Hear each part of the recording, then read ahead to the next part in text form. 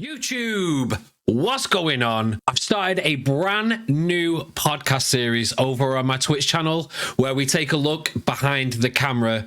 We talk about streaming, we talk about moderating, we talk about viewing Twitch. And our first episode was none other than MrRammyWooWoo, who happens to be my moderator and also a legendary streamer. So guys, if you enjoy this, don't forget to hit the like button, hit the subscribe button, leave those notifications on, and let us know in the comments. Let's get into this.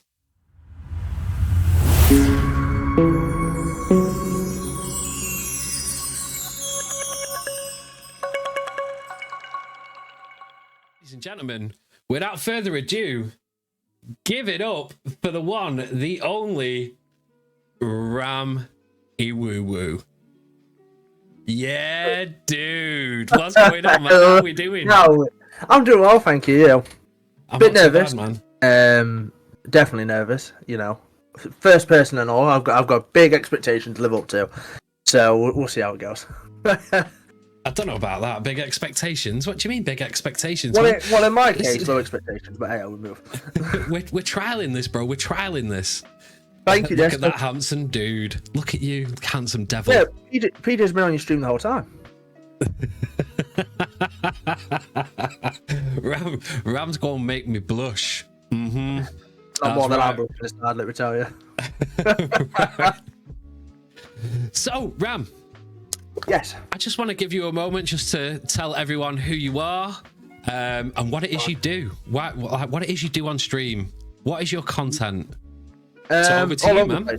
At the moment, I'm MrRammyWooWoo. A lot of you may know me as Ram Marshall. I mod for PJ. I'm the best on mod on Twitch, and I don't say this as a catchphrase. I mean it. My content is quite sporadic, mostly Pokemon orientated, with currently some Star Wars in there and potentially some talking subjects of my own. My, like I say, content is very Pokemon orientated.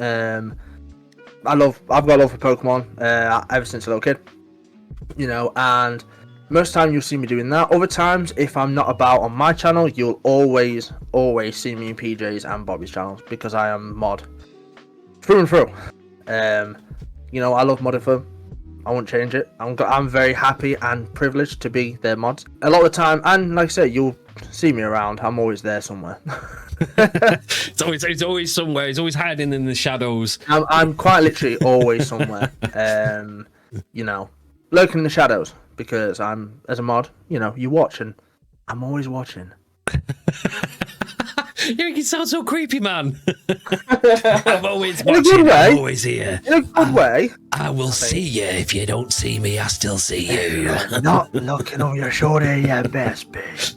So, for all of y'all that have never been to a Ram stream before, I'm going to show you a clip right quick of what it's like on Ram stream. Oh, God. Let's take a look at what you've got, Ram. Let's see what you've got. Well, I've got two whining kids. It will be the face. It's nearly bedtime. Damn. Let's have a little look. See. Oh. I mean, it's yeah. At least it's not having PJ or Bobby. I mean, it could be worse. You could have PJ and Bobby whining all the time. No, don't tell them I said that. That's it, ladies and gentlemen. He likes to talk about us. So, podcast over. I'm getting booted off the stream. I'll see you later. You are a streamer, you are a moderator, and you are also a Twitch viewer as well. And yes. You like curating content outside of Twitch. So, one of the first things I would like to know is what got you into content creation? What got you into streaming? Like, what made you get into this industry? It was never your kind of usual stories of, oh, I saw Twitch and I wanted to stream. In all honesty, my mate Ryan at the time was trying to play Resident Evil 8, and like the scaredy cat he was, he couldn't play it. Too scared. So he basically told me he wanted to watch somebody play it, and he then told me about Twitch. And at this point, I knew nothing about it, and I just straight away streamed from PS4, playing Resident Evil 8, so my mate Ryan could watch, and that's how I actually started streaming. There was never, like, at that point, there was no, you know, socials or anything like that. I was just streaming for a friend, just the one. And then my other mate Marcus also at the time wanted to watch me play it as well. So he got involved, and again, I literally just went, right, I'm back home from work one day, put the stream on, and they watched me play it because they were too scared to watch it themselves. So was this on Twitch you started streaming, or Yes. was it on another platform? It was straight away on Twitch. Like I say, pretty much they set it up for me, really. I kind of did my account and stuff like that, obviously, but they knew a lot more about Twitch than what I did. And I linked my account and I just went ahead.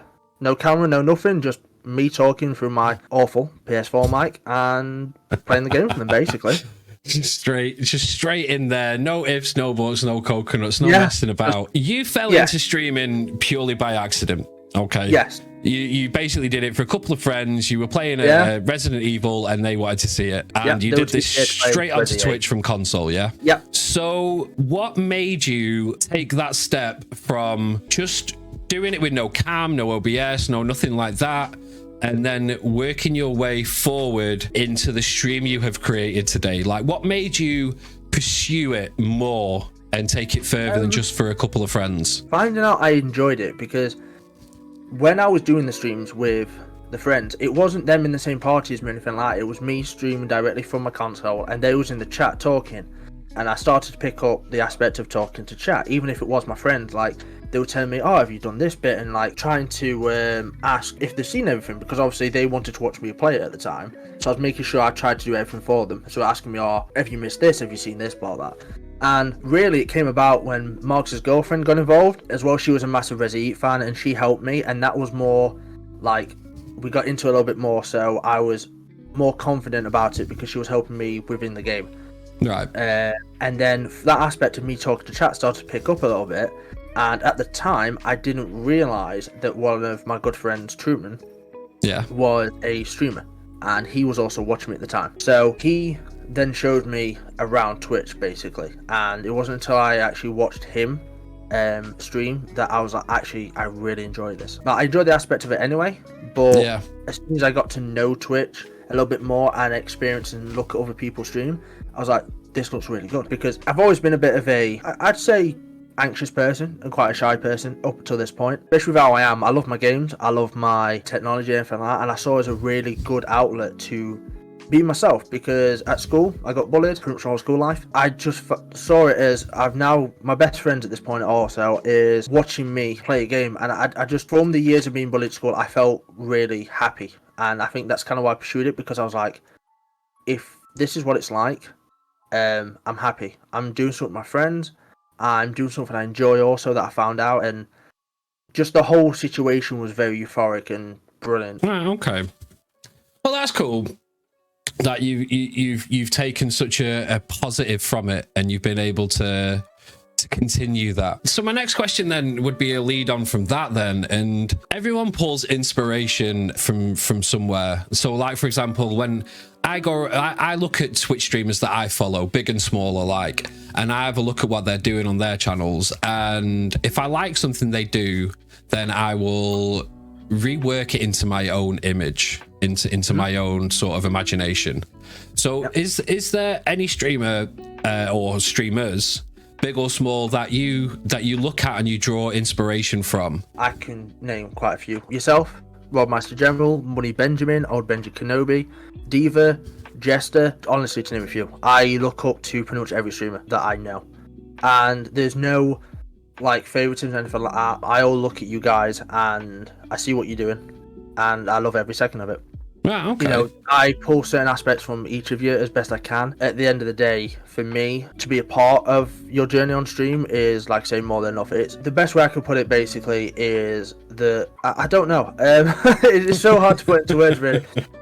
Basically, the best way I can put it is that I look up to a lot of people because essentially they've treated me with respect when I've come into the stream as well. You know, it's a case of, again, these are to name a few. There's a lot more that I could name, but I would generally be here for a while. Okay. But well, it's like, within treatment respect, I mean, the main ones are, let's say, yourself, Bobby, Money Benjamin, Old Benji Kenobi, Diva, Jester. All different parts of my life impacted, but all still the same. You know, like, each person I've named there has helped me in different aspects that I didn't know I could help myself within, and that's why I look up to them. More, like, as a streamer, but also as a person. Right. Okay. So this goes beyond the confines of Twitch.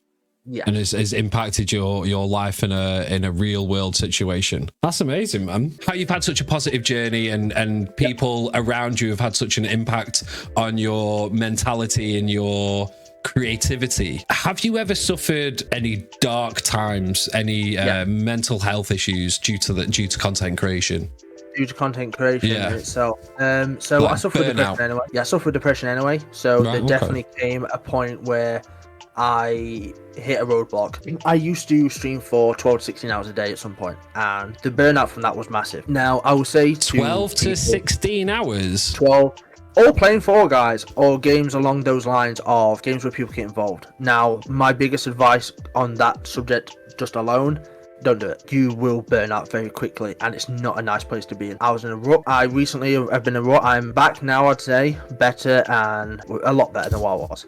But burnout is real because you don't want to stream. You're happy to sit behind the computer and just watch, which is not a bad thing. Don't get me wrong, but when you've done content creation. Now, obviously, I'm not as big as some others, so people will emphasize when I say that when it comes to content creation on a certain level, you have to have a lot of dedication.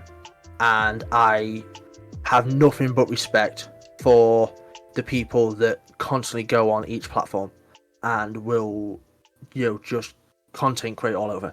I haven't got quite that dedication yet. I'm still learning that bit. I mean, you say that though, but you're putting out YouTube videos all the time. Again, I got burnt out from that as well. With depression, I do a lot of overthinking when it comes to my streams. And it's took me a while from being on Twitch to get past that dark place. Basically, no one's going to enjoy my content. No one's going to watch me because it's nothing against them. It's against a personal thing of from being bullied all my life and leading up to me streaming. I've always been put down. So it's always in the back of my mind that they're not going to like this, they're not going to like that. And streaming, whilst positive mostly, there's a lot of burnout that comes with it, especially if you overdo it too much and if you essentially don't have a plan, I'd say, because you've got to look after yourself. A lot of people get involved within streaming, and as much as, again, I have respect for the people that do, you need to look after yourself. And the biggest thing I take from everything that's happened over the course of the past year, or just under a year I've been streaming, is look after yourself, because you can tell when people are getting close to a burnout. Their content starts to dip, and that's not on them. That's not because it's bad content. That's because they need to look after themselves more. Because their mentality has started wearing thin with it all, and they're not sure how they can't bring themselves to do it. So, for example, have you ever experienced burnout? Obviously, you've been on Twitch for over a year now. You've recently had your affiliate. Has there been a time within that year that you've experienced like a mass burnout, or at least a little burnout? No. So you've been quite steady on with what you've got. I've been steady, but then I've never come into Twitch and done like 12 to 16 hour streams every day, and I've always streamed 2 to 3 days a week for 3 to 4 hours at a time. That's my normal streaming schedule. I mean, the entire time you've known me, have I ever really deviated from that? It's always been that way for me. Yeah. So because of that, then I've never felt the burnout, because restricting how much I stream, so I've got time to focus on other aspects of my content creation journey. You've got to find a schedule that works for you. You've got to find a way to keep it fun, in my opinion. And this is going back to that point as well about burnout. Is I'm more of a Pokemon streamer now, and it took me a while to find that I was a Pokemon streamer. And it wasn't because I was scared to stream Pokemon, because I love it, and I'm the type of person that, look, if I'm wearing Pokemon merch, I'm wearing Pokemon merch. You know what I mean? Like, I don't care what you think of me as a person. I'm happy to express myself. But burnout came within, I didn't know what to do. I didn't quite know where I wanted to take the journey, because it's alright doing 12 to 16 hours of streaming a day, but you're playing one game and you limit yourself as well. Obviously, depending on what game, like Fall Guys, for instance, back then was very, I could have people involved, I could have 3 other people involved and we'd play, but it took up most of my life, and I'd literally 12, 16 hours, do that, be on the computer, do whatever, sleep. And at this point as well, I wouldn't be at work. I wasn't working. so I had the time. From my experience, especially with being working again, so one thing I will definitely say to people is, if you are a full-time worker and you stream, you have my utmost respect, because it's damn difficult. Yeah, streaming 12 to 16 hours a day with no work, I was lazy, and the burnout was very quick and very real. Yeah, I bet it was streaming that amount of time. I would imagine that it's absolutely insane. And I hated some games, you know. There's games I wouldn't touch, and I haven't touched this day because of that. Doing that, but I don't touch Fall Guys. Yeah, unless I've been asked to come on it, then for that person I will, which is not very usual. But yeah. I detest that game now, if I'm quite honest, because I've played it that much for that many hours. You've just grown to hate it. Yeah, and honestly, not a fun place, because some of my favorite games were played, like Minecraft, in those times, and I love Minecraft, you know, and I struggle to play it nowadays. I've only recently got back into it, and that's from a burnout that happened about 9-10 months ago. Do you think there's any benefit in terms of growth on Twitch to just sticking to one type of game, or do you think that you would be better off playing a variety of different games? They're both, and the reason for this is I know quite a few people who have made a good name for themselves through playing one game, but it's not 12 to 16 hours playing it. It is a 2 to 4 hour stream, you know, and I think the way they've made themselves this game is obviously the streamer that they may be has gave a little twist on the game itself. Right. So we'll take you, for example. Yeah. Right. And then we'll take Bobby as well for this. Okay. So you both played Resident Evil 7. Yeah. Both versions of the game, again, it's exactly the same game, but two different streamers and two very enjoyable series to watch. Because of how it's put out. It's like, I'm not saying stick to Resident Evil 7. There's obviously a certain limit you can go with Resident Evil 7. Games such as Pokemon, if I'm honest. Games such as Yu-Gi-Oh! Games like this that have a longevity, you know, beyond anything else. Star Wars. Lego games itself. Like, you maybe not go for the Lego game, but you might go for the Lego genre. Right. For instance. But within that, certain people find their niche within certain games. But then on the plus side, I also think it's very good to have a range of games, because being stuck to one game, again, you might get burnt out by the game. Even if it's a 3-hour stream, you might get burnt out by the game, and your favorite game may slowly become one of your worst games. So I think having and also at the same time, the best way to explain this, I think, is, for me, it's variety games. Right. Don't stick to one game. But I can understand both aspects of it. Like, there's a lot of Pokemon streamers that I know that stick to Pokemon, and they do very well for themselves because of the streamer they are, but also the game they play Pokemon. But at the same time, yeah, I get what you're saying with this. I mean, I've often thought to myself, because you see, like, people, for example, who just play Dead by Daylight, yeah? They will get a huge following for their Dead by Daylight content. And then if they switch to another game, they lose like half of that viewership, because the people in their stream that want to see that Dead by Daylight content are just going to leave, because they're only interested in the Dead by Daylight content. Whereas for someone like myself, I always go and watch the stream for the streamer, not the game. Yeah. So I mean, it's the game that gets me to the streamer. So they have to be playing a game that I'm interested in order for me to enter the stream. But then if once I'm there and there's that you feel that connection, as much of a connection as you can feel with someone on a stream, then you stick around because you're enjoying it, you're having fun, you're vibing. And then to me, it wouldn't matter if they started playing It Takes Two and then the next day they were playing Call of Duty. Just that wouldn't faze me, because it's the streamer that I'm interested in. So in regards also to variety streaming, it's one of these that if you are for instance, a Dead by Daylight streamer, a Warzone streamer, a Pokemon streamer, and you suddenly change to a different game, I think that's where the issue is. If you have put out from the start that you play different games over the different days that you stream, then people understand, and I think more so people are there for the stream at that point, because they want to see them play different games. But if you're so used to a certain person playing a certain game and they suddenly change, again, their fan base is built off of one game. Yeah. So I think it's very crucial to point out that when you are a streamer, on your profile, make sure you list you're a variety streamer and not a solo game streamer. Because you, again, could lose a lot of a fan base if you switch games. I think growth-wise, regarding those, I know I'm a bit off a tangent. Growth-wise, both do very well in their own right. There's pros and cons to both. Yes, definitely. But the biggest pro is, for me, while I'm a variety streamer, I enjoy a lot of games. And I don't think I could stick myself to one game. Even Pokemon, which is my all-time favourite.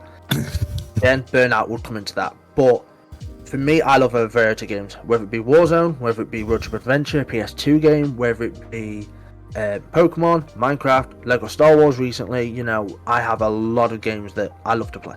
Playing a variety of different games would come with I would say a better mental health stability, in my opinion. Because if you've got to play that same game every time you stream, that would drive me nuts. That would drive me absolutely insane. And you've got to think of ways to keep it fresh as well. You know, there's only so much there's only so much you can teach old dog new tricks, you know, or dog good. I forgot the saying, but you know what I'm trying to say. There's only so much you can do before it's been repeated or it gets stale. Yeah. And I think having a variety of games is a really good way to keep it fresh, because again, you could be playing a horror game 1 second and get really scared out your skin, and then you could be playing like a puzzle game and be really brainy-eyed and be like, oh my god, you know. And it also, for me, you can see different sides of the person with variety games as well, you know. Like, don't be so one-dimensional. You know, I'm not saying people are, but there's a dimensional aspect to it. You know, you see people like yourself again. I'll go back to you. Your favorite, your favorite thing is Star Wars, right? Yeah, I love Star Wars. I mean, it's a given. I mean, obviously, check his background out. You wouldn't think he loves Star Wars, but he loves Star Wars. I love Star Wars. So we go on to the second most favorite thing, and yours is? My second most favorite thing, drumming. After Star Wars. Drumming. Right. So already there, 2 dimensions here: Star Wars fan and a drummer. Now name a third. Playing video games. Okay, there you go. So, Star Wars, Thundercats, I love it. Star Wars, drumming, and let's say, for instance, we'll go on to Horizon Forbidden West, a game you recently played, right? Yes, I love that game. 3 dimensions already there. Now, drumming necessary, and you could do drumming on Twitch as well. I'm planning on bringing it to Twitch very soon. Be on the lookout, people. Be on the lookout. I am genuinely planning on bringing it to Twitch. Yourself has already got 3 dimensions, and I think for me as a viewer, and honestly, I know we're going to this. I'm more interested that way than potentially a streamer that focuses on one game and is one way as such. If that makes sense. If you're looking from a standpoint of as a viewer, then okay, yeah. What is it that then would make you stay in that person's stream? So you've found this streamer on Twitch, and he's playing XYZ. What would make you want to be part of that stream? What do you look for in a streamer? I've always said this, and I would never go back on this. Someone who is a streamer and not a gamer. Reason being, as a fellow streamer myself, but also a viewer, I want to interact with somebody. You know, I want to be able to put a question in chat and have them basically, or just a simple hello, and have them go, hello, how you doing? You know, a greeting. And I'll pick a subject on Warzone, for instance. I can play Warzone in my spare time, and then probably enjoy it more than watching some people play it, because it's a game that needs a lot of concentration. Yeah. You know, and maybe some of the time you can't keep up with chat because you're trying to concentrate maybe for this dub, maybe for a certain amount of kills. And I feel as though, as a viewer, I wouldn't be wanting to go back. Not necessarily because of the streamer, but because of the game they're playing. Now, pick a different game, they might be very interactive with chat. And they might be like, yo, how you doing? How's your day been? You know, and it's just that thing of greeting, you know, especially if you're going to go in for the first time. You know, you want to be greeted with basic respect, but you also want good vibes. You want to go somewhere where you feel comfortable, and you feel part of their community, whether it might be in the first 5 minutes or it might take an hour. You want to feel as though you kind of know the streamer without knowing the streamer. Like, for instance, we'll go to yourself again. I'm going to direct a lot of this back.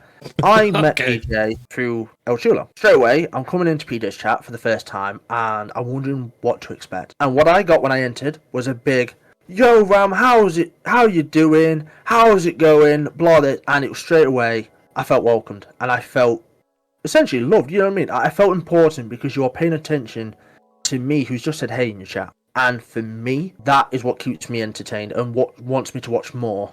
Is if I come into your chat, yeah, I'm taking time out of my way to come into your chat to come and say hello. And at the same time, it's that respect of taking time out to say hello to the people who watch it. Because ultimately, at the end of the day, a lot of friendships are forged through first-time chat viewers or returning people. And I've made some very good friends within Twitch through this process of going into a chat, feeling welcomed, and wanting to be a part of their community because I love the vibes I'm around.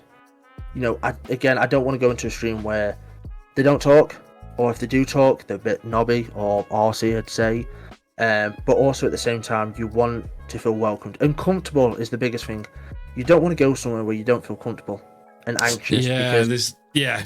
Feeling like you're being a bother to the streamer. Yeah, because they're exactly. trying to clutch up. Yeah, or something like that. And again, straight to the point, for me, if I feel welcomed, more than likely you have a lot of respect for me for the get-go. I judge very quickly, and I shouldn't, but if I love the vibes straight away, I'm hooked. And I want to know more, you know, and I want to see more. Again, I'm very open to watching most games, so I want to see how they do with certain games. Again, it's all down to how the streamer is. Yeah, yeah, I completely agree. But yeah, it's that interaction. So if I go in there and I'm like, I always go in there with the same energy that I bring anywhere. I'll always go in and I'm like, yo, what's going on? How you doing? Obviously, you try your best to convey that sort of level of excitement in a text. It's kind of difficult, but very difficult. And sometimes they'll respond with, all right, PJ. And then they'll carry on doing what they're doing, and I'll wait a minute to see what happens. And if nothing happens from that, I'm out. But if they're like, all right, PJ, how's it going? Like, thank you for joining the stream. Appreciate you. What's going on? Then I'll stay and I'll interact with them a little bit. And if they keep that interaction, then I'll stay. And another big thing for me is how much the community, the streamers community, is with you as well. So, I mean, if you can go in there and the streamers community is welcoming and they're including you in what's going on in chat and things like that, then that's a huge plus as well, especially the moderators. Going back to the streaming side, what's your favorite piece of streaming equipment? Honestly, like it changes, but right now, Boom Arm. But before that, Stream Deck. Yeah, without a shadow of a doubt, the Stream Deck. It's wonderful because Stream Deck are brilliant. The stuff you can do on it, you can do scenes, you can do shouts, you can do alerts within your channel. I'm just having a quick look down at mine. You can put in certain stuff. So, for instance, PJ's exactly. You can click a button, bam, your Discord. PJ clicks another button, bam, his socials go in chat. But yeah, it's the Stream Deck without a shadow of a doubt. I'm touching on the surface of what you can do. It's incredible. And bear in mind, whether it's a Stream Deck Mini, a Stream Deck XL, a normal Stream Deck, it's not just 15 buttons on the one I've got. You can create folders within folders. Like, again, there's so much you can do with a Stream Deck. I'm barely touching the surface. And that, for me, makes it my all-time favourite because it's definitely helped the streams out a lot because it takes a lot of pressure off of the streamer itself because you can just press a button and it's there done for you, as a mod would. Anyway, obviously there's certain things that a mod does that a streamer doesn't. Well, I mean, the Stream Deck and all the extra stuff that I added to it came in clutch when you were on holiday. Yeah, you deserted me. Yeah, I did. we don't. To be fair, he's only just let me mod again. You know, he took it off me and he's like, "You've deserted me, you bleeder." You left me alone, Rammy. And he's only just giving me back. But yeah, Stream Deck. But recently, the Boom Arm is become one of my favorite things, and it's a very little. Boom Arms are so amazing. I love my Boom Arm. They're absolutely amazing. My dad for getting me a Boom Arm that I didn't know about whilst I was on holiday. It just makes everything feel so much more professional, and that's kind of the look I want to go for. You know, it's alright having a mic, but on the table. But every key you press, every mouse click you make, everything that moves, it picks up everything. I want to ask you another question, man. But just before, what's your favourite piece of streaming equipment? My Stream Deck. Stream Deck again, all day long, my Stream Deck. I mean, the amount of stuff I can do on it is insane. I'd be lost without it, and because a lot of my buttons at the moment aren't working because I've just had to update a lot of things, I'm feeling a bit lost. Do you know what I mean? It's why I'm here. It's why I'm here. I'm feeling a bit lost. He's only got me on the podcast so I can mod because your stream deck can't work. I'm telling you, awful.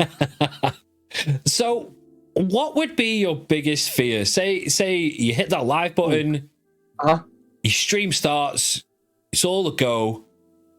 What would be your biggest fear from that point onwards? From that point, the stream crashing.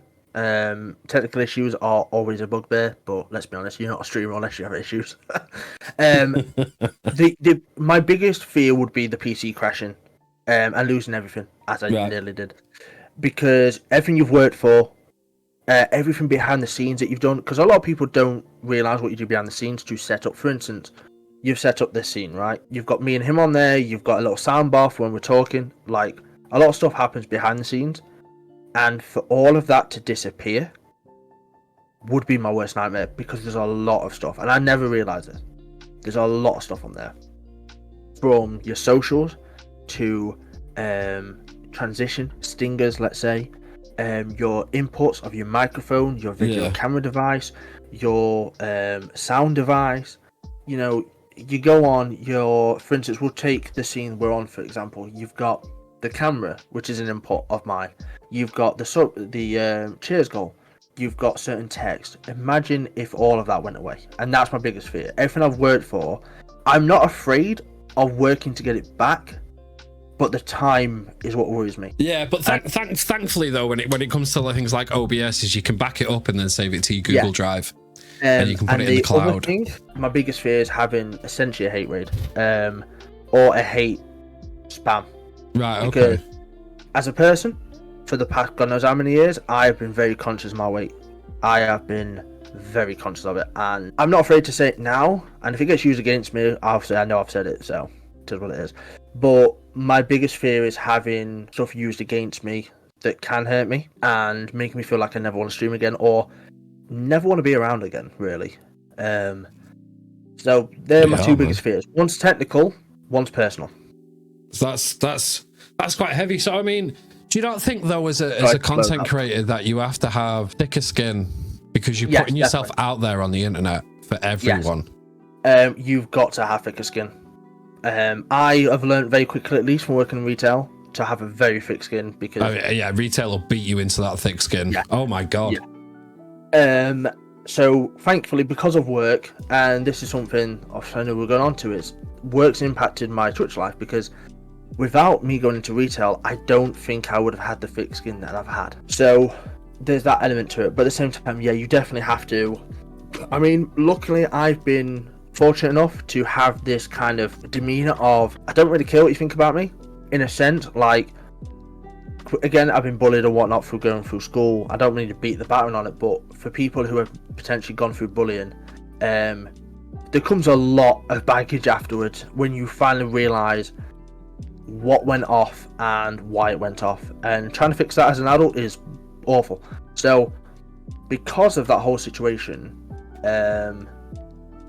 you need, especially on the internet where there's God knows how many people, you need thick skin, because sometimes it's cutthroat, and I mean, it can be. I mean, say you put a video out there on TikTok or something like that, there's no stopping someone from being evil in the comment section. I mean, granted, you can get rid of it, but you've seen it, so you know what's been said. I take, and I'm going to go to somebody here. I go to Money Benjamin, for example. He gets a lot of comments about the content he creates, which is wrestling orientated.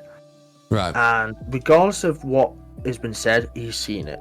And that guy's got really thick skin. And going back to an early question, that's one of the guys I look up to, because he's got really thick skin. I think pretty much the thickest skin out of a lot of people I know. And that's one thing I look up to him for, to be like that, because he just cracks on with it, And it is generally one of those cases that if you haven't got thick skin, it can really change your whole mood about streaming, change your whole mood about work. Like, it can change your whole mood about everything. Exactly, and it can just snap you down in a heartbeat if you let it. With mental health being very important nowadays, as it should be, it can send you down a dark path, and I don't want that for nobody. Been there myself, come back from it. It's not a nice place to be in, It's like a one-star hotel. You don't want to be there, but you've been there. you want the 5-star luxurious spa. You know. I would say then that, I mean, this is where Discords are such an amazing place, because you're surrounded by your community, and if something has happened that has damaged you and caused some form of like mental health trigger or something like that, then you've got your friends, your community surrounding you in the Discord, where you can talk about it quite openly. It's not public, it's not out there on the internet, it's not, the world can't see what you're talking about. You are having a conversation in a group environment with your friends to work through it. Yeah, and I love that aspect of Discord. I mean, Discord, like I said, I've never personally experienced anything like this, and if someone gets snotty on my comment section, then I'll just delete it. Yeah, I'll just delete it. Yeah. I mean, it's one thing that I've kind of grown up in is with quite thick skin. So speaking of social media platforms, yep. What's your favorite social media platform, excluding Twitch, as a content creator? As a content creator, Hover or Instagram. Right. Okay. Hover, because as we know, it is very streamer orientated and can for a content creator, you can post your best clips on there, pretty much anything you want on there, and it's a platform designed for content creators, and it's a great app. Like with Hover, there's a couple of content creators out there that I've spoke to that I would like to get on the podcast at some point. One of which brought up some quite controversial thoughts upon Hover, and one of which is it cultivates this follower platform. And these were the opinions of this person's. It cultivates this follow platform because you're all content creators, so you're all in there for a reason. So if someone likes your content and then follows you on your Hover channel and you don't follow them back, I feel like there's a higher probability of that person going, oh well, I'm just going to unfollow you. Absolutely. My personal use of Hover is I don't get involved with that. I go on Hover, I post my content when I do, and I see other people's content, and I like it because I actually watch it. I'm not there to go, oh, let's give these people likes. I don't do that. A lot of stuff for me is, do I like the look of it? Yes. Do I want to watch it? Yes. And do I enjoy watching it? Yes. So if you like their video, their post, and then you follow them, do you then go take that one step further and go to their Twitch page, because it's got a link direct to it? Bear in mind, obviously, if they're putting stuff from their stream, I know some people don't necessarily do that, but if they're putting stuff from their stream, I'm guilty of that. Same. If they put stuff on their stream, and again, it's little snippets, it's like a trailer. I kind of view it as a trailer. They might put a trailer out for the new 4 that's coming out, right? I've looked at it. I want to watch that. So to me, it's one of those cases of, let's go see what it's about. And when it comes about, do I enjoy it? Yes. I always try to view videos as trailers. Well, at least on Hover anyway, as trailers for what they're about. Because at the end of the day, first impressions are a big thing on there, because you're posting your content on there. And again, I know you're obviously on about the follow thing, but it's like, the way I view it is you're posting your content from your streams on there, and that you've got a minute to basically show me why I should be following you, why I should get involved with you, and why I should join your community if there is one. But most importantly, why is it that you catch my eye? Because there's got to be something about you that does that. Yeah, there's got to be something there for it. I mean, with Hover, I mean, the idea behind Hover is amazing. It's a TikTok-esque platform for content creators. And I think that's amazing. And the fact that they've incorporated when you're live, it says you're live on your videos, and it has a Twitch link as a button on the platform. I think that's amazing. I just feel that it can cultivate this follow for follow. I mean, like for example, I'm just gonna quickly open up Hover now on my phone. Like I've got 2 videos at the moment that are doing unreal on Hover. Some people have a genuine agenda, and I've met a lot of great people through Hover, but there's also this darker side of Hover that I feel, because I've got like again, social media. Well, yeah, I mean, all social media has some form of, in my opinion, some form of it's all self-agendered. One thing, whilst I was thinking about it, is within social media, especially being dark place and such, a lot of social media is edited. Take Instagram. A lot of people get the fact that that's exactly them. Instagram is a picture, most of the time, is a picture of a moment, but it's not of them all the time. Hover, on the other hand, is a snippet from their clip where they are unedited. You know, you see that clip and you see them for who they are in that 60 seconds. And I think that's one of the most important things about Hover, is it does promote a kind of, this is what you see is what you get. I completely understand the follow for follow, and I do understand that aspect of it. I, again, try not to involve myself, but it is there and I do see it. But the reason I like Hover a lot more than, let's say, an Instagram or a TikTok, I mean, I'm not a fan of TikTok. I don't mind the app, but I'm just not a fan of it, you know. Yeah. But to such as Instagram, Instagram is very heavily edited because it's one moment out of thousands. You know, you get kind of 60 seconds of a moment. But you could say that about anything though. Yeah, about any absolutely. Social media, because it's all edited. I mean, I spend maybe 2.5 hours creating maybe 8 or 9 TikToks, and it's all edited. It's not like I've just taken the shot and then I've gone okay and then uploaded it. I've tried to make it as good as possible. But in your case, it's still from your stream and it's edited in a way that it's not taking that realness away from you. Again, even if you edited that video, what you see on that video is what you get within yourself, which is an amazing, bubbly streamer that has a great community and is a great person.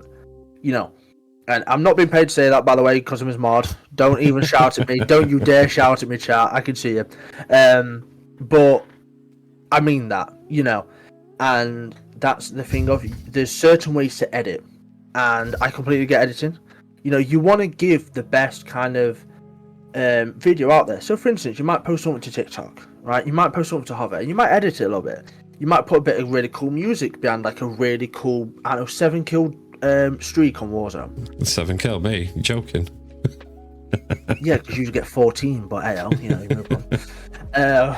But it's a really cool moment, and it has happened. Whereas sometimes, like, I don't know. I think Hover is better than TikTok. I agree to that wholeheartedly, because and you'll get follow for follow anywhere, depending on how much you use it. I would say of all the social media platforms, I have gained the most traction to my Twitch channel from Hover, without a doubt.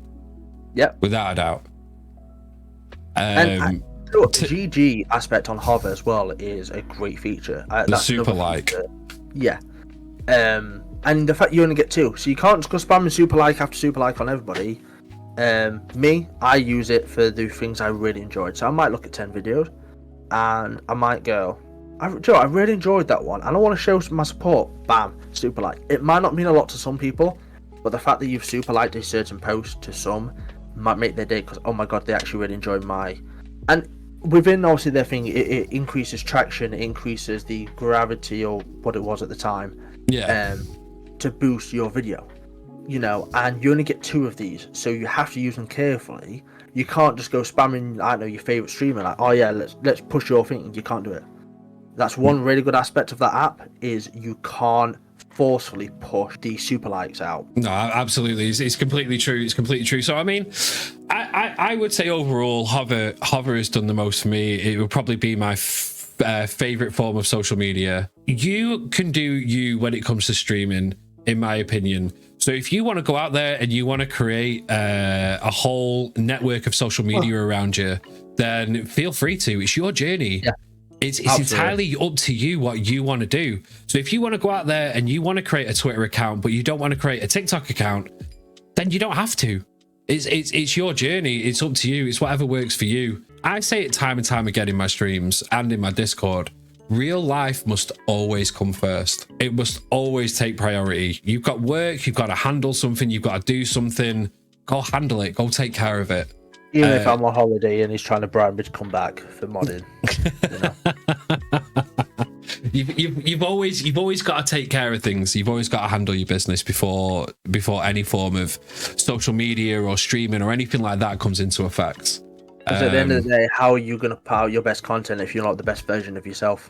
Exactly. And that falls full circle back into the whole mental health that we were speaking about.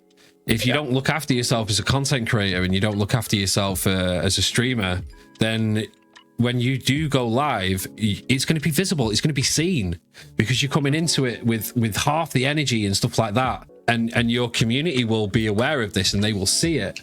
And that's when the issues start. But one thing I've noticed with people when they take extended breaks with streaming and posting on social media is that they're scared that when they come back, their community that they had built within their stream will not return. And I fully understand that fear. I fully understand that fear. Fickle. Even if you take a break from streaming and you take a break from social media, but you've created friends within your Discord, which for me is what my Discord is about. It's about making friends with the people inside of it, and becoming, and them not becoming just part of the community, but becoming a friend. I mean, I obviously went away for a week, and I've come back, streamed twice. I had my break, and again, you, Bobby, I can name a lot of people came back and supported me. That's not just because they viewed me kind of thing. That's because they're friends and they want to support somebody as well. Exactly. If you are relevant within your community and you keep in touch with your friends like you would with your friends in real life, I mean, we go that one step further from being in someone's live stream to joining their Discord to become friends with the person who got you in there in the first place, and to become friends with the people who you met within his live stream, and to get to know these people outside of the live stream. That's why for me, that's why Discord was invented. That's why I created the chill zone. To get to know everyone. So because I stream, like this week I'm streaming tonight, I'm streaming tomorrow night, and I'm potentially streaming Saturday midday, and then I won't be streaming again for like 4 days because it'll be Wednesday night before I stream again.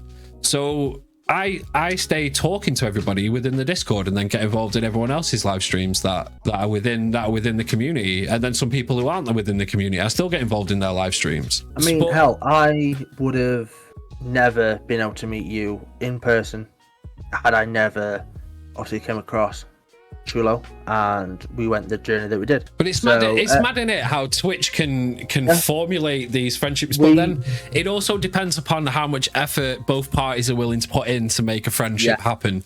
It doesn't just happen. Like, you as the streamer could post all day long in the Discord, and if no one's willing to talk back to you and try and make a connection with you, then you're just never going to make any friends out of it. So it's definitely like, you've definitely got to find the right people who find you, basically. I go to Money Benjamin and Benjamin Kenobi as well here. I've met them in person as well, and we've had some really good events where we've all met up. There's been a lot of us meet up. And again, the 2 days I've had, say 3 days I've had, but the 2 events there, best time of my life. And that, again, wouldn't have happened through Twitch, So I give a lot of thank yous to PJ, Bobby, Money, and Old Benji Kenobi for making me feel welcome when I have met you guys. And again, thank you for, getting to know me through Twitch, basically. Anytime, man, anytime, mate. You're such a genuine person and a pleasure to be around, man. Because I've got a green screen so I can hide myself if I blush into it. You did not disappear. Say you had someone come up to you, Ram, right? How long have you been streaming now, Ram? 9 months. 9 months. Okay. 9 months. So what advice would you have to someone if they were thinking about streaming? What advice would you give them? Do it. And it's very easy to say that. Honestly, worth a try. In my opinion, anything is worth a try. And hell, you might enjoy the loving life out of it. You might not like it, but at least you tried it. Do not be afraid of starting from nothing, because at the end of the day, everyone's got to start from somewhere. Everyone has their own journey, and it's the way you take it.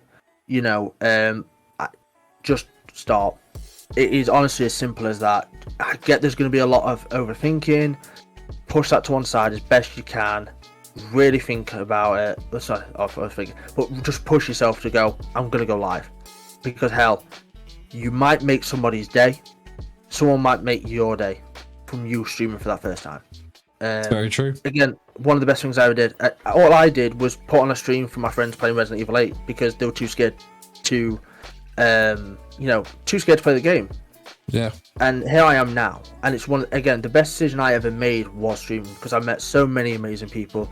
Everyone in chat right now, through me picking up a controller and doing it for my friends, because again, they're scared, has led me to this. Modding for PJ, modding for Bobby, modding for countless other people, and getting to know a lot of you in chat. So my advice simply is do it. You may regret it, but hey, at least you tried it. Because you don't know what you like until you try it. That's true. It's the old saying. You can't knock it until you've tried it. But what I would say is I'd go the other way. I'd say only stream if you think you're passionate about entertaining people. So I mean, the best way I ever heard. Devil's advocate there. Sorry. I completely understand if you're passionate about entertaining people, but how do you know if you're passionate about entertaining people unless you've picked it up? You might pick it up and just want to be, essentially a Warzone streamer that doesn't talk to chat and just plays games. That might be the way you want to go. You might stream to shed a light on that's a gaming streamer. That's not a streamer. Yeah, or you might stream not necessarily to entertain people, but to inform people, if that makes sense. So you might stream we have political streamers who are there to inform you about politics, but they may not necessarily be entertaining people, but they may be informing people. And on Devil's Advocate, for me at least anyway, and obviously I do agree with your statement. I do completely see it, but how do you know if you're passionate about entertaining people if you've never tried it? It's true, you have to try something. But what the best way I ever heard streaming explained to me was, imagine you're stood in your house and 3 random people you have never met before walk in, sit on your sofa, and you have to entertain them. And if you don't entertain them, they can just get up and leave. Yeah, that's the best way I ever heard streaming explained to me. I don't entertain them. You're at my house, they're a stranger. Get out! I'm calling the police. Get out! Would you like a cup of tea and a rich tea biscuit? Rich tea? What kind of poor ass biscuit are you bringing to the table? Oh, hey, I've got to set the boundary low. I'm gonna see. Do you want a rich tea? No. Would you like a bourbon? Yes. Would you like a custard cream? No. Get out. But so streaming comes with that whole there's 2 types of streamers. I'm pretty sure we touched upon this subject. There's 2 types of streamers out there. You have your gamers and you have your streamers. Ultimately, you have to have fun when you stream. Yes. But it can be mentally taxing if you are going live and you are one of those people that look at your view account and you see that you are streaming to yourself and to your bot. And also on that, streaming might be a way for you to build confidence as well. So I used to work at a theme park, and I'm not afraid. Obviously, I used to work there, Glover's Kingdom. I got told to dress up as a zombie and basically act like a fool, and I cried because I was very self-conscious about myself, very anxious about myself. Yeah. And hell, I did it, and I loved it, and I became an entertainer. So there's a part of me definitely that had a love for entertaining people, but also at the same time, you might stream to basically gain confidence and gain friends. It's not necessarily about entertaining people, it's getting to know people, build that confidence, so maybe you can go into another line of work because you built up this confidence through streaming, and it's like an outlet. you know, you might be very creative and you want to create for people. Not say entertain again, but create. And streaming gives you the outlet to go and create. And it builds you build on it. You know, you can get better through doing it, and you can pick up tips and opinions all over. And then you can apply it to maybe a real life scenario or another Twitch scenario. I do definitely agree you need a passion for entertaining people. I had that, you know, definitely. But my other bit is, again, don't knock it till you try it, you know. Yeah. Don't knock it till you try it, but you definitely have to go in with some level of understanding that it isn't just a simple case of going in there and just playing a game. Yeah, that's not what it is. I mean, there is, if you want to be that kind of content creator, I don't think there's anything wrong with that, but you have to take it to YouTube. So when it comes to raiding, okay, and you're going to be ending your stream and you're saying your ending, how do you decide on who you're going to raid? What makes you raid that person? Two things. If it's a new streamer that I don't know about, again, it goes back to the viewer part of, are they entertaining? Are they welcoming? You know, I don't want to go raid with the community I've got into someone that isn't necessarily welcome, you know. On the flip side, if I already see somebody streaming and I know who they are, then I can trust my community with them. It's about trust with some, because I want to be able to send my community to somewhere else where they will feel welcome. It's not just about me, it's about the chat, and it's always been about the chat, you know. And it's basically that case of, I want to make sure they feel welcome. I want to make sure that they feel love. I go back to it, it's all about feeling comfortable, and I wouldn't want to send my chat somewhere that I wouldn't want to go. Yeah, because be all end all, when I finish that stream, I then become a viewer. And sometimes, for instance, yesterday, I'll name drop Jester here. I went into him because I wanted to watch him, as well as support a friend. Yeah. And that's what I kind of look for in someone. If it's that someone, again, that I already know, the trust level has got to be there. Otherwise, I won't stream. For someone new, it, again, depends on how interactive they are when you first talk to them, how welcome they are, and most importantly as well, how they treat their community. Because these people that are with me could become part of that new community. And if they treat their community well, then that's where I want to send them. Okay. And then the other thing basically is, I'm going to ask you, because you like raiding. I love raiding. I want to know your opinion on it. I find raiding is probably the only real networking tool you have in terms of being on Twitch. Besides going into someone's stream and them asking you're a streamer, you don't really have much of a way of networking with people, because I, for one, would never go into someone's stream and just blatantly go, hey, I'm a streamer. Come look at me, guys. Come look at me. I always enjoy these types of streams. Let's go, Wolfie. And I never just present myself. I'm a streamer. Come look at me. I'm a streamer. Come look at me. So raiding is really, really good. Now, I will always look at my community first. And if someone is live within my community, then I will raid them. And if I have more than one person in my community who's live, I will then raid. It's kind of like a flip of the coin as to who I'm going to raid, to be honest with you. And when I'm raiding, I always like to try and raid someone I don't know once a week, if not once every 2 weeks. I always like to raid someone brand new. And what I've started doing when it comes to this is I've been going to Hover, funnily enough. And I've been going on Hover, I've been going to their live section, and I've asked everybody in chat, first person to give me a number between 1 and whatever, like 1 and 50. And the first number that comes through, we scroll down that many videos, we click on them, I go to their live stream, we look at this, I do this all so it's all viewable for you guys. We bring up the stream, and I'll type in their chat, hi, and I'll see how they interact with that. And if they're welcoming, it doesn't matter to me how many people they have in their stream. Then we're going there.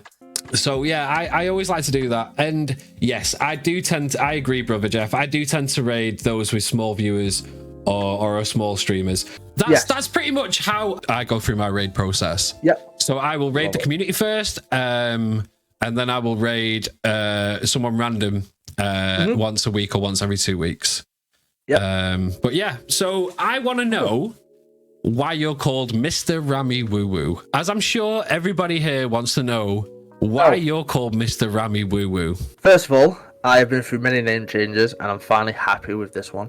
A lot of you may know me as Ram or Ram Marshally, because Twitch is a bugger for not giving me the eye.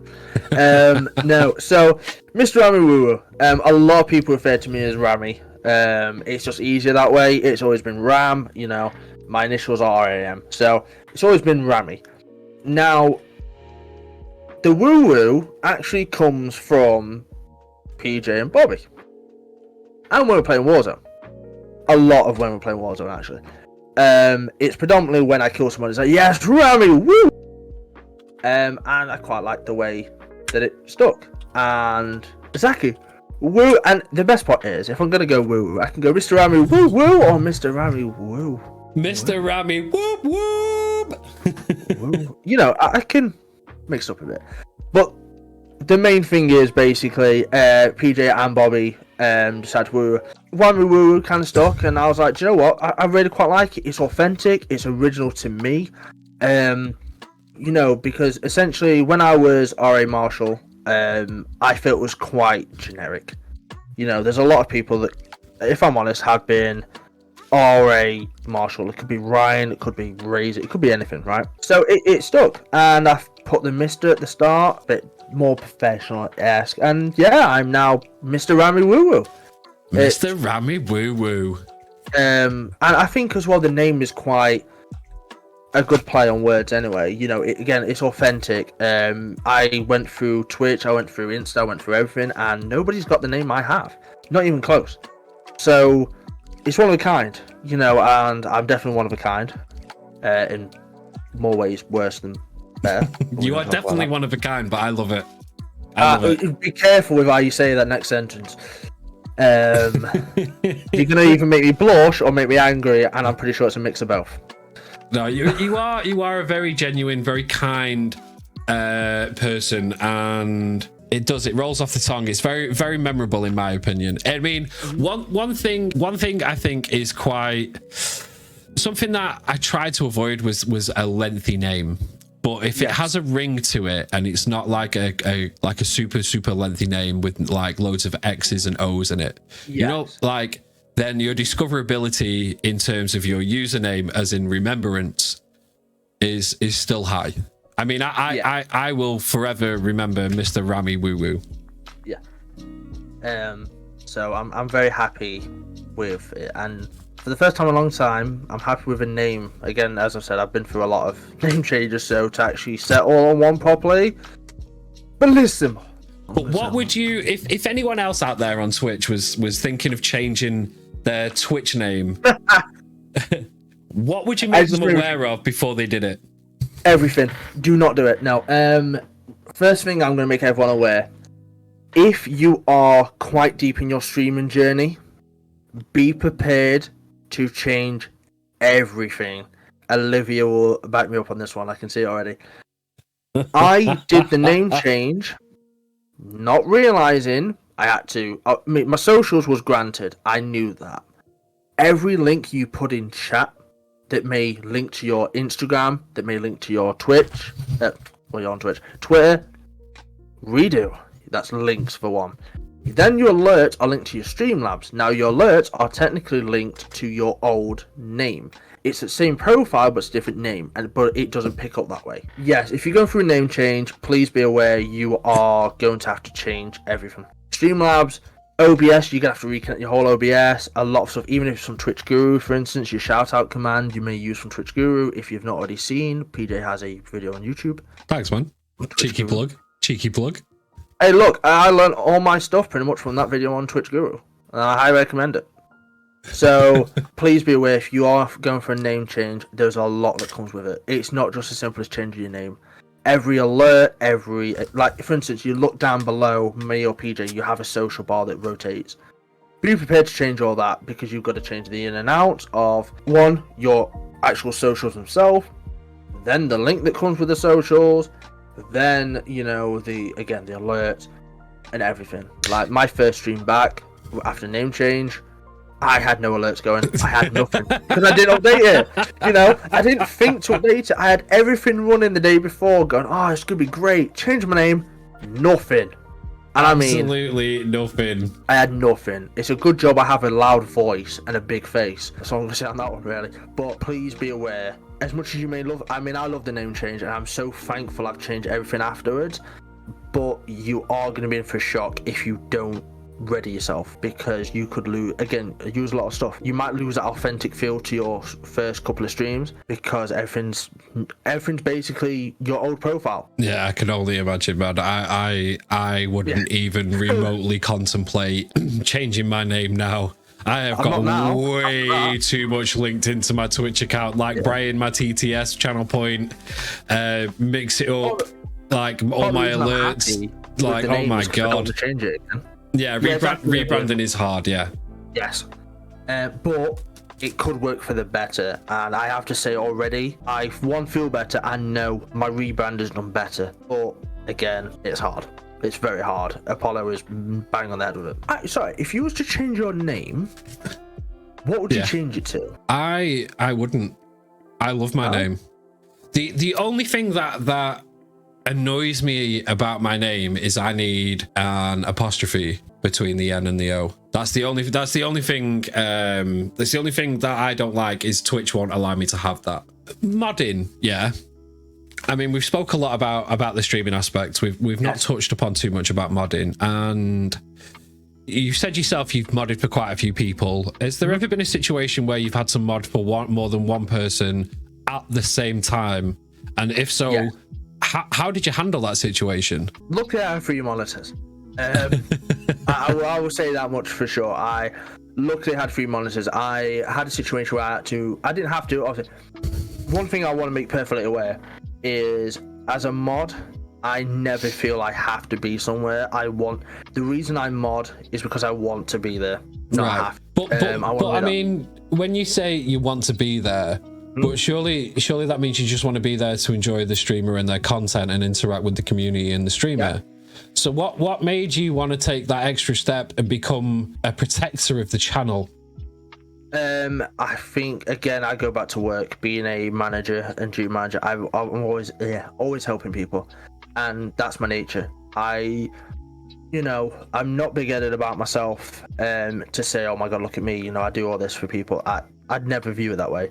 I want to help as many people as I can. I want to really be positive, and so for me, modding is my favorite, and I mean my favorite thing to do on Twitch, more than streaming. Right.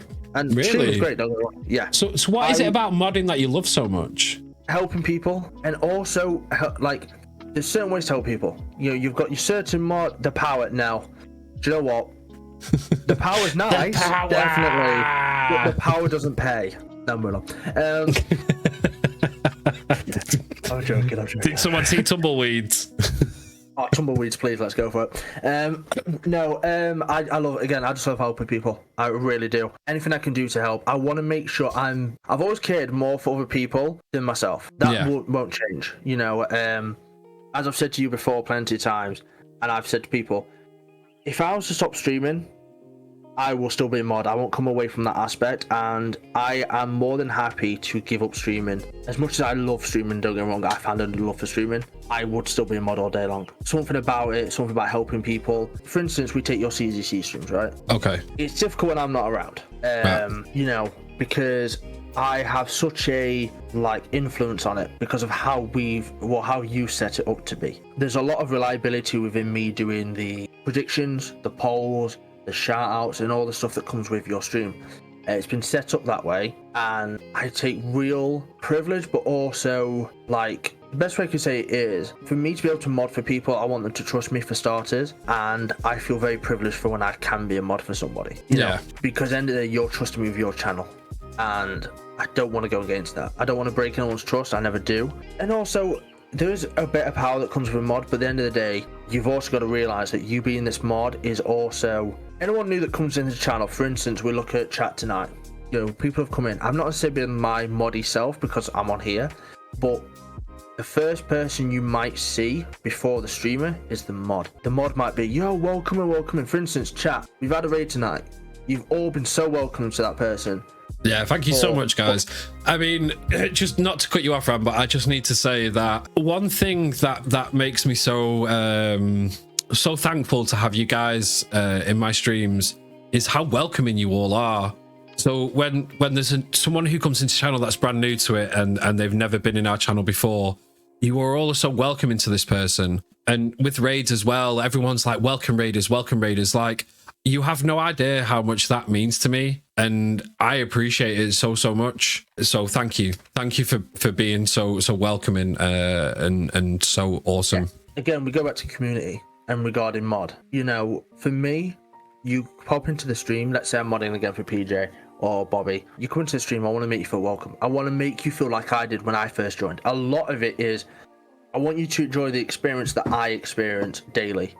You know, and what better way to do that than welcome someone into the stream with open arms. Obviously, you're going to have moments where you will have somebody that not necessarily agrees with everything you're doing or wants to be a bit of a dick.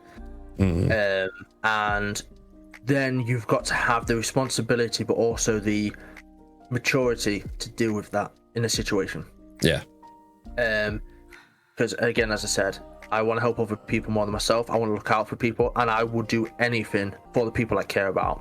That is never changing. You know, it doesn't matter if I know you 5 minutes or I know you 10 minutes. If I trust you, and this is kind of where the mod ties in, is that I want to help, and I will keep reiterating that, because sometimes mods are there to monitor bad stuff that happens, but a mod for me should be about helping the streamer out and take ease off the streamer as well, so they can do what they do and do it to the best that they can, but also to welcome people in. Yeah. And to be that kind of waiver between a viewer and the streamer. Like, for me, as a mod, at least in a way, I view and I stream, so I know the differences between the two. The people that are viewing, I am also a viewer. I'm not in here, you know, to be all, oh, I do this, I dictate this now. Power tripping your ass off. Yeah. Yeah. I'm a viewer the same as you.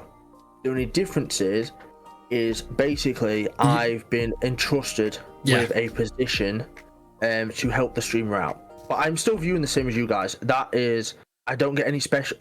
A lot of people think mods get special like bonuses. We don't. You know, it's a symbol.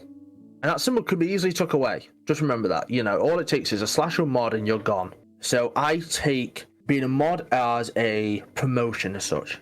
And with how I'm very work related wise within promotions, I hold my promotions and my title very highly, and I never want to go against that. I thank you all for trusting me with modding for you, and I hope I do the best I can for your streams, again, because you guys deserve it. A mod is a reflection of the streamer community. Choosing Ram as my moderator was... It wasn't just something that happened. Like, I wasn't just like, oh, /mod Ram. Like, I didn't just make him a mod in my channel. I took time to get to know him. I took time to understand how he operates within my stream. I took time to speak to him outside of Twitch. Then I approached him and asked him, would he like to be my moderator, and told him what I would like from a moderator in my channel. I only have one. It's just Ram. Ram is the only moderator in my stream. But I told him what I would like, and I'd like someone who reflects that positive energy and attitude that I try and bring to my stream, and he nails it every time. You nail it every time, man, without fail. I'm not just a mod on the Twitch channel either. I'm a mod in the Discord. Yeah. And again, that could be anybody. It's not because I'm a mod on Twitch. A lot of that, again, is community based. Everyone that comes into the Discord, usually, I might miss a few and I do apologize for that, but everyone usually that comes into Discord, I always try and welcome. And I want you to feel a part of a community that I've been blessed to be a part of. A lot of it is what you've got to understand is you've got to have a certain maturity about you to understand what the streamer wants from you, but also add your own take on it. Like, for me, I've always tried to be basically put over as the best damn mod on Twitch. And as I said before, we all have a laugh and joke about it, but I truly believe I'm one of the best damn mods on Twitch, because it's the mod view. You can do so much. It's about commitment, and I think for me, it's more of the person you are as a mod rather than what you can do as a mod. You know, like if I'm in mod view right now, so I'll talk to you from this aspect. I can see a time that we've been live. I can see the active modders. This is a standard mod view, by the way. This is not personalized. A standard mod view. Yeah. Is you have an activity feed. You have active mods. Now, PJ has 4 mods. It is his bot, so that's obviously permission. I have whispers in case someone whispers me. You have an activity feed that you keep on top with. So, for instance, you might have channel points. When PJ's channel points go off, right?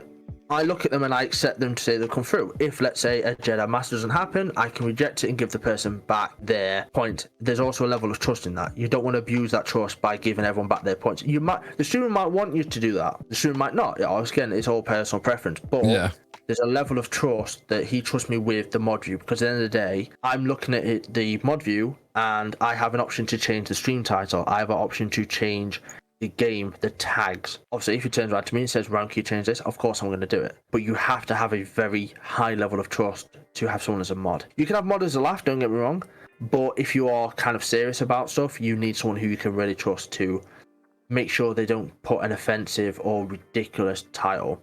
You know, it doesn't change your game to, I don't know, hot tubs. Minecraft. Hot tubs, unless it's you know, it doesn't change. Yeah, Roblox, exactly. You've also got the predictions down the bottom. That's it. It's just someone who's mature enough to take you as serious as you take your channel. Yeah. So and also, if I was in the streamer's shoes, would I want someone as a mod who I didn't trust and who messed up? Like, for instance, if I was to mess up for PJ, I've got to think, hold on. If I was a streamer and he did that for me, I wouldn't like that. So I won't do the same back. You know, and I have my mod view personalized. I have chat, I have users in chat, I have auto mod queue, I have my screen very big so I can see what's going off. Obviously I'm modding at the same time.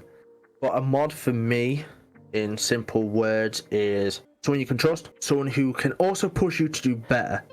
You know, a mod for me isn't just someone sat there going, "Oh look, they said a bad word, ban." I try and help PJ as much as possible off stream, as well as other people. It's, you know, commitment is a big thing for me. I think modding can be very easy if you know what you're doing, but modding can also be very difficult, because if you haven't got that commitment, you might struggle a bit. I put 150% into every stream PJ does as a mod, and I want to continue to do that. And I hope I do that for everyone else as well that I'm mod for. I appreciate the hell out of it, man. I really do.